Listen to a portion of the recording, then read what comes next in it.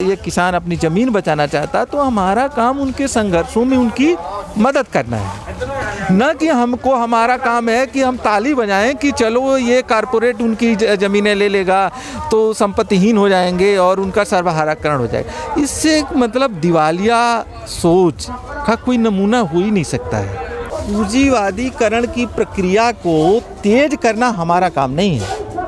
हमारा काम है उन संपत्ति वर्गों के साथ जो संघर्ष में उतरे हुए अपनी संपत्ति बचाने के लिए, उनके साथ इस बात पे एकजुटता कायम करना कि इन जो लोग आपकी संपत्ति लूट रहे हैं उनके खिलाफ उनको खड़ा करना। दरिद्रता के दर्शन से क्रांति नहीं होती है, और जो लोग ऐसा सोचते हैं वो दर्शन की दरिद्रता के शिकार हैं।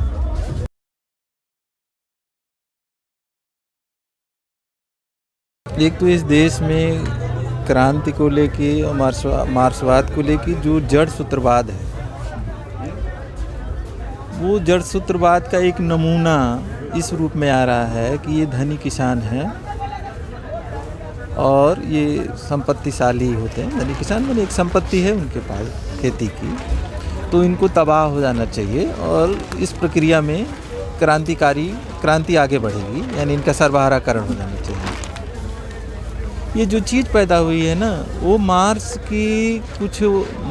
के कुछ उद्धरणों के और मार्क्स के उस उद्धरणों के कुछ गलत व्याख्या से पैदा हुई है। पूंजीवाद लगातार जो संपत्तिशाली तबके होते हैं उनका कंगालीकरण करता जाता है और उनकी संपत्ति से उनको वंचित करके उनको मजदूर में बदलता रहता है, और इस प्रक्रिया में सर्वहाराकरण की प्रक्रिया तेज होती है और बड़ा हिस्सा जो होता है वो सर्वहारा बन जाता है। मार्क्स इतिहास की एक गति की बात कर रहे थे कि इतिहास की ये गति इस तरह से आगे बढ़ती है। जिसी तरह जैसे मार्क्स ने कहा था कि साम्यवाद के बाद दास प्रथा आती है, या दास प्रथा के बाद सामंतवाद आया। जब मार्क्स ये कह रहे थे तो मार्क्स ये नहीं कह रहे थे, और एंगल का आपने कृषि समस्या पर विस्तार से जो लेके, वो कहीं ये नहीं कह रहे थे कि कम्युनिस्टों का काम है सर्वहाराकरण की प्रक्रिया को तेज करना। ये कम्युनिस्टों का काम नहीं है कि वो जो संपत्तिशाली वर्ग हैं उनकी संपत्ति पूंजीपतियों द्वारा छीनी जाए और आज के डेट में कारपोरेट द्वारा छीनी जाए। तो कम्युनिस्टों का काम है कि सर्वहाराकरण की प्रक्रिया को तेज करने में मदद करना, और इस आधार पर क्रांति की उम्मीद करना कि मैक्सिमम लोगों का सर्वहाराकरण हो जाएगा और फिर उसके बाद अपने आप क्रांति हो जाएगी। अगर हम विस्तार में मार्क्स और एंगल्स के कृषि लेखों पर नहीं जाते हैं, लेकिन उसका सार तत्व ये है कि जो भी किसानी है, छोटी किसानी है, छोटा व्यापार है, निम्न पूंजीपति है या बड़े किसान है, हमारा काम अगर उसकी संपत्ति छीनी जा रही है और वो अपनी संपत्ति बचाने के लिए, आखिर संपत्ति छीन क्यों रहा है? क्या सर्वहारा वर्ग छीन रहा है? मेहनत कश वर्ग के हाथ में संपत्ति जा रही है, राज्य के हाथ में संपत्ति जा रही है, या उससे ज़्यादा बड़ा कोई बड़े पूंजीपति या कॉरपोरेट इसको छीन रहा है? तो हमारा काम ज़्यादा बड़े संपत्तिशाली वर्ग द्वारा छोटी संपत्ति वाले, छोटी पूंजी वाले या छोटी प्रॉपर्टी वाले व्यक्ति का कंगालीकरण करने की जो प्रक्रिया, उसका समर्थन करना नहीं है।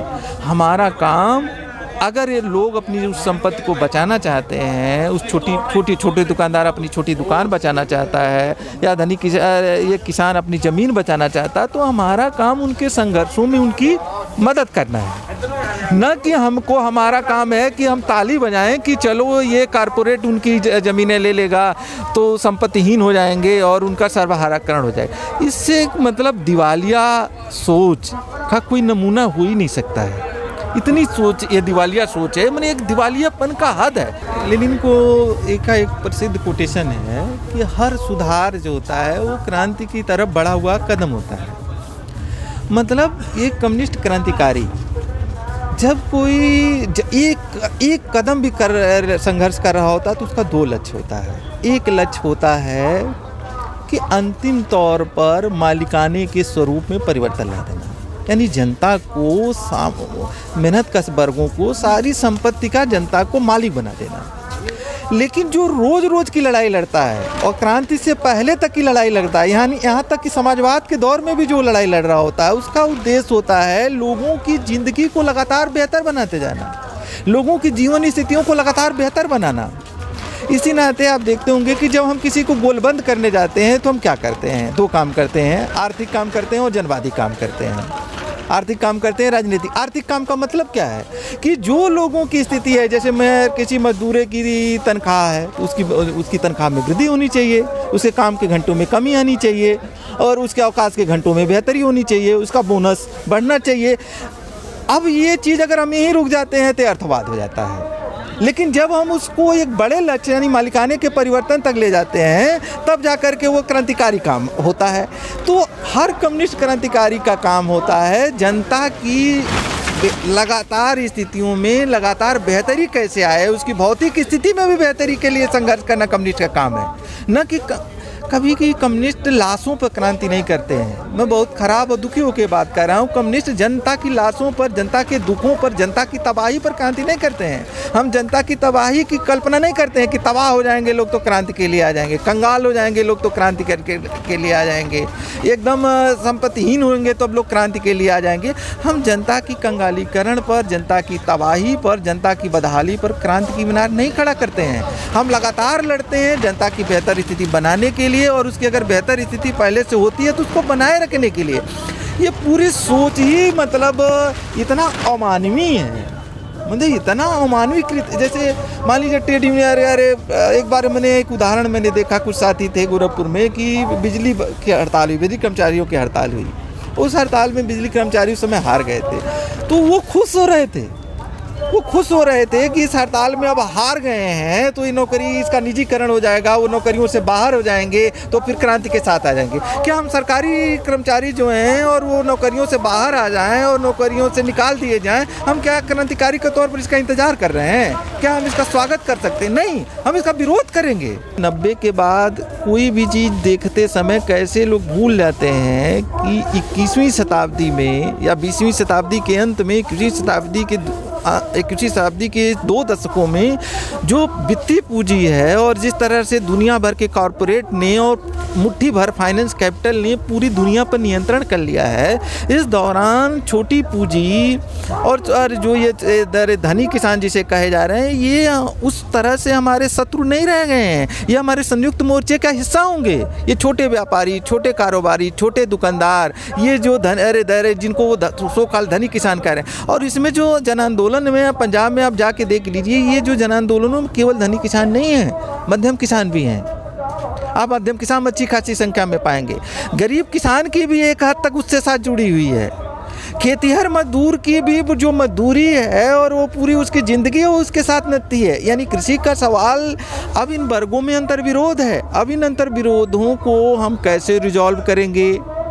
ये मित्र अंतर विरोध कितने शत्रुवत हैं, कितने मित्रवत हैं, लेकिन आज किसानों के साथ दुश्मनाना अंतर्विरोध या छोटे व्यापारियों के साथ दुश्मनाना अंतर्विरोध नहीं है। अब जहाँ निशाना है आप जान रहे होंगे, जैसे आदिवासियों के संदर्भ में निशाना है उनकी ज़मीन है, किसानों के संदर्भ में निशाना है किसानों की ज़मीन है। जैसे लैंड रिफॉर्म भूमि अधिग्रहण कानून आया था, वो भी इसके निशाने पर था। अभी ये जो कृषि बिल आया है वो भी निशाने का है। कॉरपोरेट की और दुनिया भर के फाइनेंस कैपिटल की जो मुनाफा कमाने की लालच है और बढ़ती हुई बहुत तेज़ी से लालच, जैसे जैसे पूंजी बढ़ती है उसकी मुनाफे की चाहत उतनी ज़्यादा बढ़ती जाती है। अब उनके निशाने पर इस देश के बचे हुए अब किसान आए हुए हैं और ये लंबे समय से किसानों ने कई तरह के प्रतिरोध करके इसको रोक रखा था। अब ये कॉरपोरेट उनके निशाने पर, कॉरपोरेट के निशाने पर अब ये किसान है और उनकी वो पूंजी है, इनको एक तरह से उजरती इनके मजदूर में बदल देना। अब हम यहाँ क्या करें? ये ठीक है, ये संघर्ष है हमारा। यहाँ का हमारा काम एकदम जितना दावे के साथ कहता हूँ कि किसी भी क्रांतिकारी का काम है इनके संघर्षों में, इनकी ज़मीन को, इनकी खेती को, इनकी समृद्धि को बचाए रखने में इनका साथ देना हमारा काम है। न कि कॉरपोरेट के हाथ में इनकी संपत्ति चला जाए उसमें सहयोग करना प्रत्यक्ष तौर पर या अप्रत्यक्ष तौर पर या चुप्पी लगा के हमारा काम है नहीं। मैं दोबारा कहूँगा, लोगों की दरिद्रता पर हम क्रांति नहीं करते।